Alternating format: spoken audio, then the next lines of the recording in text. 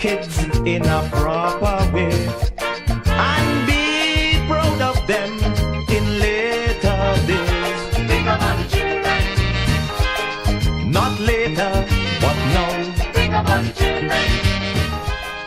Not later. I remember the first time that I heard this song, and that song, incidentally, for those who don't know, that's the Merchant singing there. And you know, I always speak about songs like these being put into the school curriculum. I don't know if it is happening, but there are a lot of songs in Calypso that could be used, I think, in the nation's schools to inspire people and to provide the positive messages that we do want to meet our children. Because you know how we think about Calypso and soca, we always think is a jam and wine and is, you know.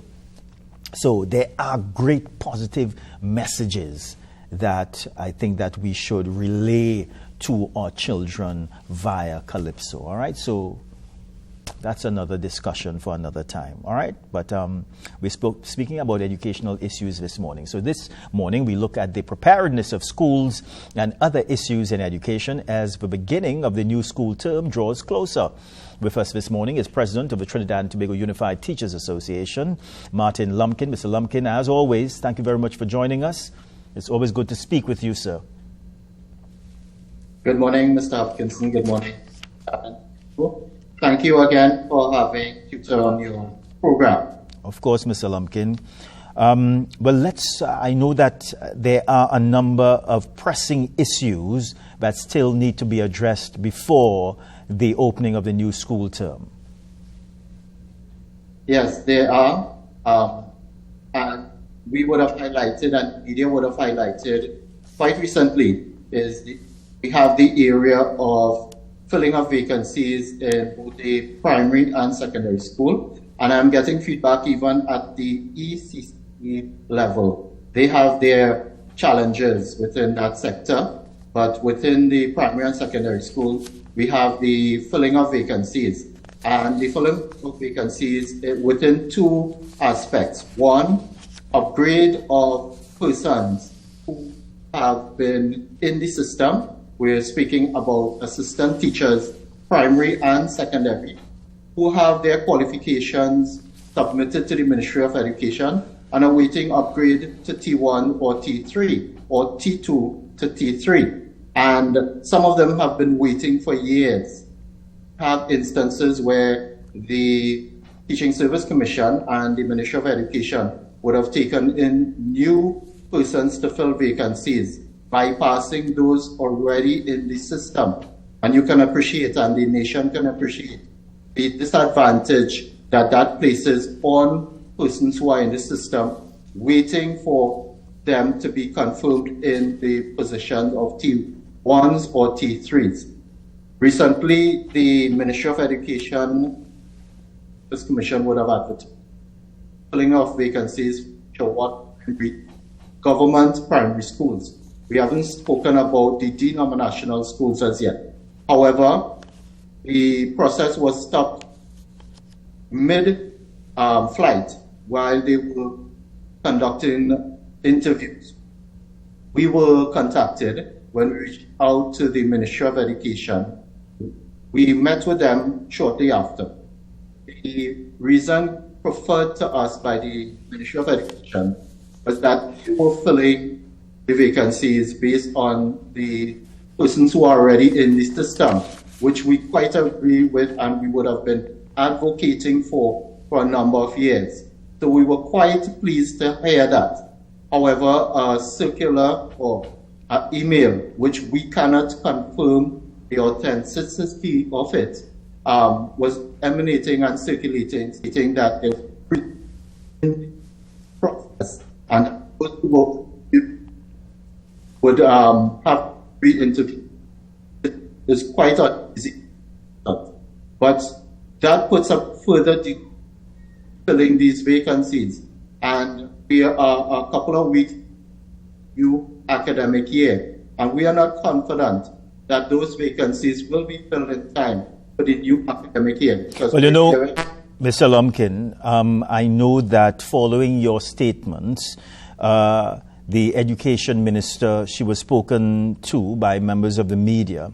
And at that time, she would have said that arrangements are being made to ensure that a shortage did not happen. Of course, she spoke about some challenges, but she says that things are being put in place to get the wheels rolling again. What's your response to her statement? Well, we are quite perplexed at this point in time, because the Ministry of Education is well, or should be well aware of vacancies that would arise during the course of the school year because of their record. We should not be waiting last minute to be rushing to fill these vacancies. If records are digitized properly, they can predict when persons are about to retire. And the Teaching Service Commission has said to us that there is a window of months that the information should be sent to them in order for preparations to take place for advertisement, for interviews, and etc. Now, I must say as well, too, that the Teaching Service Commission is doing its best based on the resources that it has. And to remove that, we have heard talk about from political entities that they want to remove the Teaching Service Commission because they believe it's inefficient. We are saying they're starved of resources, then they're efficient. Give them the resources and they will do what is necessary. However, coming back to the point, we are not pleased that this is going to be rushed. We know of vacancies, and I will say this, the Ministry of Education, their records are convenient, because if I am to retire tomorrow, my salary will be cut forthwith. That there's no delay in that. Why is there delay in filling of vacancies? The Teaching Service Commission is attempting to have an order of merit list as well, so that as vacancies arises, they can fill those vacancies, and we applaud them for that, because that's the way to go. However, vacancies have been left to be unoccupied for a number of years. There are quite a bit of schools I am aware of where there are vacancies, and this puts undue pressure on the staff, because some staff members have to teach or supervise 2 or 3 classes. Principals have to be teaching and performing administrative duties. And when it comes to supervision of these children, if you do not have the requisite amount of educators on the compound, then supervision becomes a big issue, and then you can in discipline and other activities. But you know, Mr. Lumpkin, why do I feel, and maybe some of our viewers may have this similar view, but sometimes, Mr. Lumpkin, I believe that some of the problems that we hear about in education are problems that can be addressed very, very easily. And sometimes I believe, and this is my personal view, that there is this disconnect between, let's say, TTUTA, the NPTA, the Education Ministry, the Teaching Service Commission. There's this disconnect. And sometimes I believe that everyone is not on the same page, because as you know, Mr. Lumpkin, sometimes we speak about issues, we speak about the teacher shortages, we speak about a lack of resources at schools, we speak about the state of educational institutions, and it seems sometimes that, you know, it's a revolving door, and the same issues that I believe, my personal view, that it could be addressed quite easily. And I totally agree, and TTUTA totally agrees with you, Mr. Hopkinson, sorry. Because a lot of the issues can be addressed. Quite recently, the excuse been the lack of finances to address some of this. And it's a recurring excuse, and we are quite fed up of it at this point in time. We have put on the record that education is such that it requires the funding And we are saying boldly that the government has drawn down on the Heritage and Stabilization Fund for other aspects. Education is so important, can't do that. However, we believe, and TTUTA has been consistently representing and advocating, and we will continue to do that. We will work with whatever institution or organization that is in the cause of education, NPTA, etc. But we have to also remember that the Ministry of Education policies are geared by and administered by a political entity, and there's a wider political. We feel that party politics should not be affecting our education system because of its vast nature and the way it touches national development. And so if it is that we are serious about it, we have to be serious about it because there's too much at stake at this time. Our nation is reeling because of the education system at this time, and a number of ills can be fixed.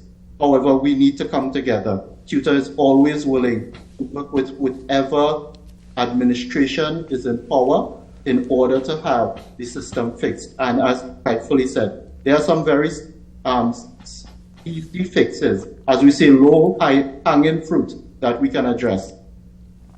Mr. Lumpkin, you made a statement there just now. I never really heard that in the past. Maybe I've heard it, but never really took it on, because you're speaking now about politics.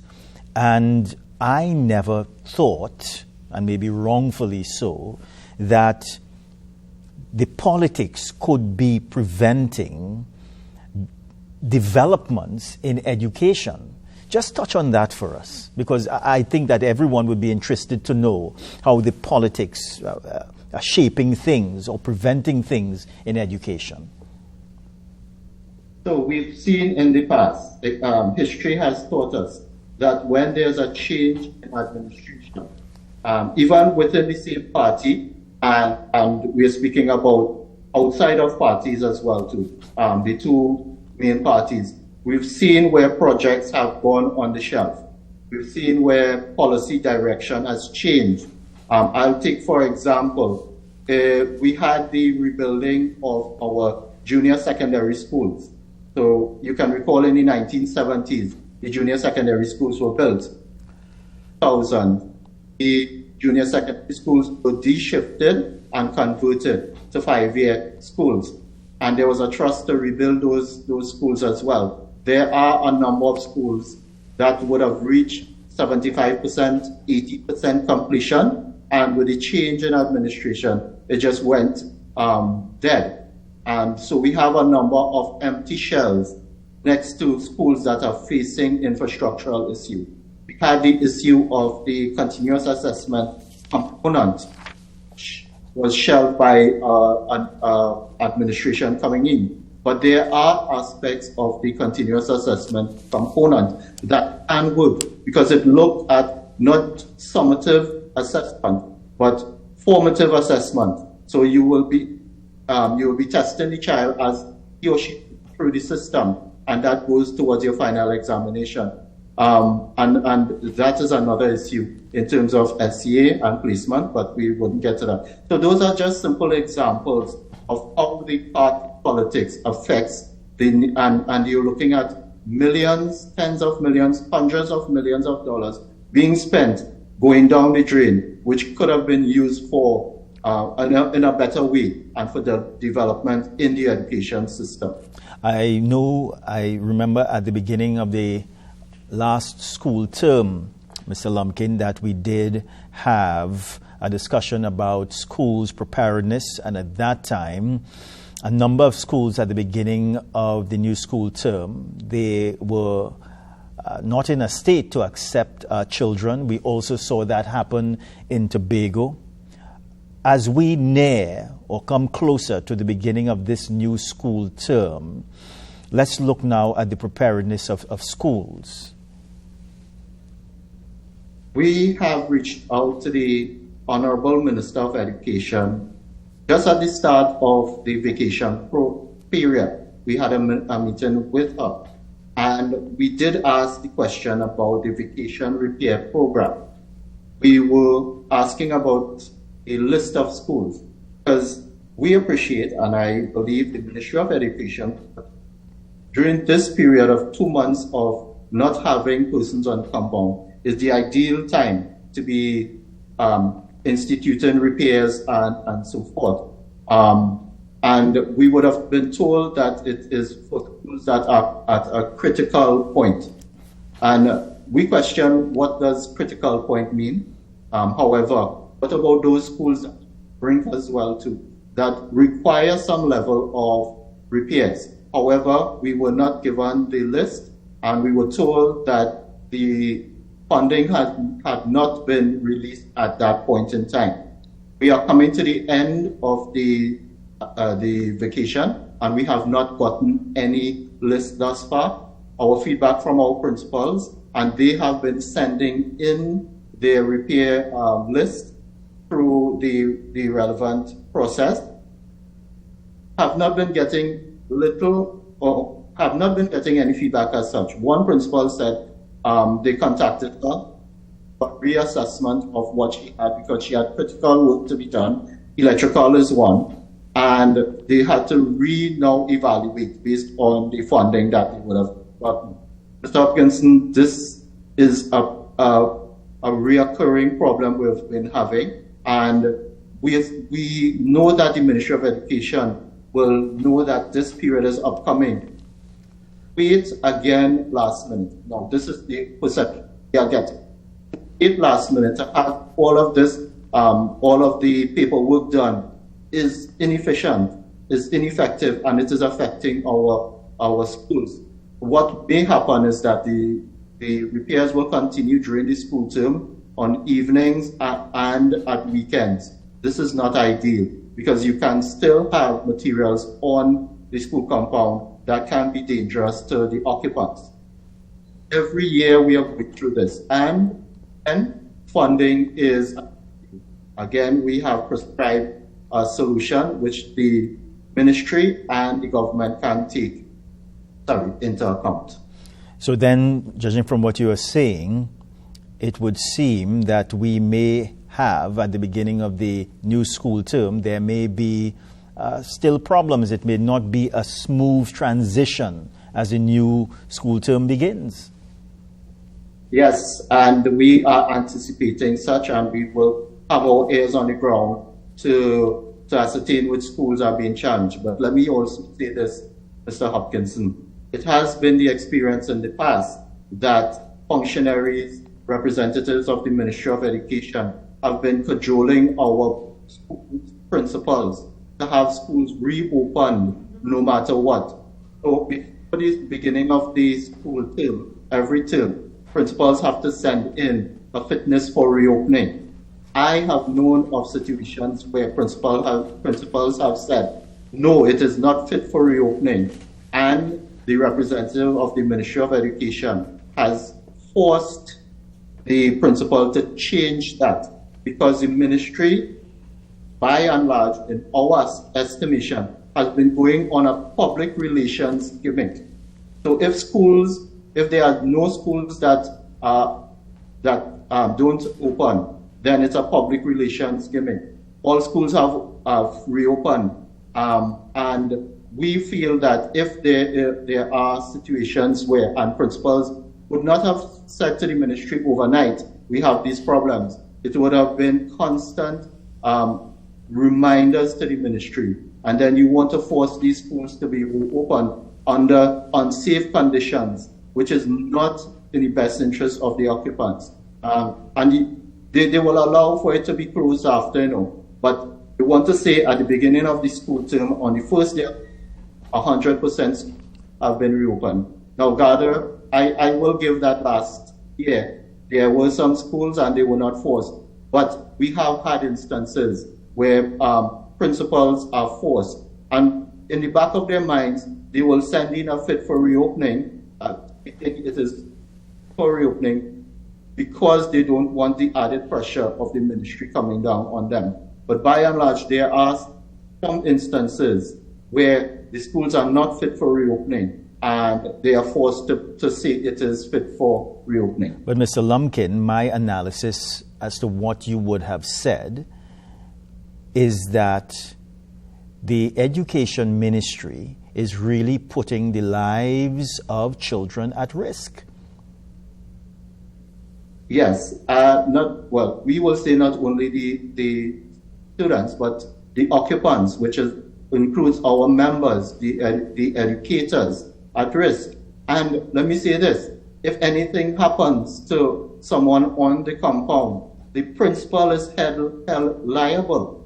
They will be thrown under the bus because they are the managers of the plant. They are the first responders as such, and they will be held accountable, even though they would have made representation.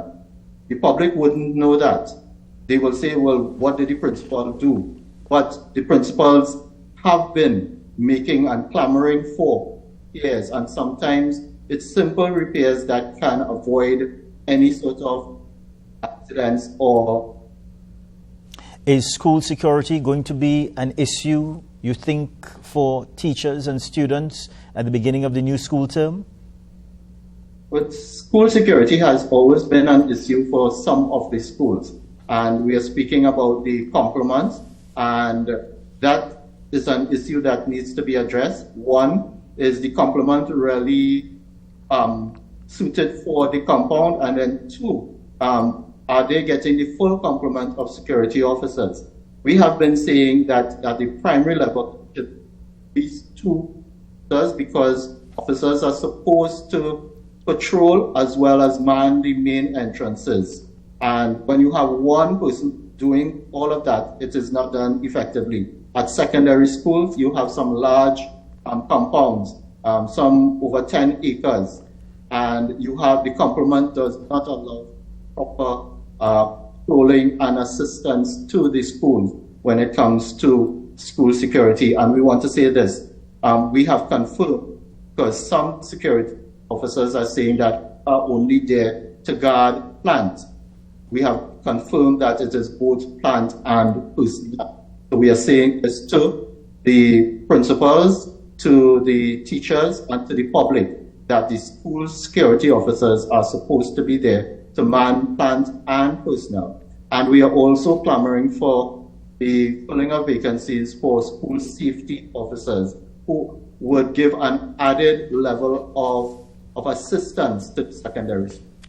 You know, Mr. Lumpkin, I think that we have become accustomed to a culture in Trinidad and Tobago, and I speak specifically about education, where every year you hear teachers speaking about, and you did speak about funding, but teachers speaking about problems with funding and having great difficulty in really providing education to their students. Teachers and students are always involved in some fundraising exercise to raise funds to carry out the operations at schools. And it has become a culture, and it has become something that we have accepted, right? Because I suspect teachers and principals believe, well, we have no other choice. So how do you resolve a situation such as that? And that is one of the issues that plagues the nation's schools. Our educators, our teachers, principals are so caring that they will go off their job description. So if persons check the job description of any educator in the system, it does not have fundraising. However, if you want to have certain resources in place, then we have been accustomed over the years to going and raising funds, because we don't want the system to shut down. We don't want our students to suffer, because you're talking about provision of resources, sometimes basic resources like toilet paper. And, you know, if our schools say to our parents that your child should bring a roll of toilet paper, you would hear the outcry. But if it reaches to that point, persons have to appreciate why. Because their schools are being challenged in terms of fundraising as well. because the nation's economic situation is such that sponsorship has increased quite a bit. And even raising funds, sometimes you don't realize that. So when you have to raise funds, it takes away from the classroom teaching. You want the attention to be there at the school. You don't want to have loss of teaching and learning, and so funding. So as you brought up that, when we met with the minister, we indicated that the last funding that they would have gotten was 2022, and they got some this year. And so we believe that there were years in between that the schools did not get funding and should get the fund, so that there's no retroactive payment as such. So you went through the years, you went through it however you got through it, but now we will look at going forward. If that is the case, then we're not sure that 25 you will get funding, and then 26 you may get funding and such. But the schools cannot run without funding. There are basic necessities that are required, especially with when you're looking at the diseases that are being spread. So COVID is still in school, we still and have taking place. You provide for hand sanitizing, hand washing, and so forth. So these are just some of the basic issues, but yes, funding is important for schools. Mr. Lumpkin, thank you very much for speaking with us this morning. I'm sure that we are going to be speaking again, Mr. Lumpkin, in the next few weeks or at the beginning of the new school term. So until then, take care. Bye for now, Mr. Lumpkin. Thank you very much, and all the best. Yes, I will be available to update the nation. Bye for now. Okay. So we are going to a very short break, everybody. We're coming back.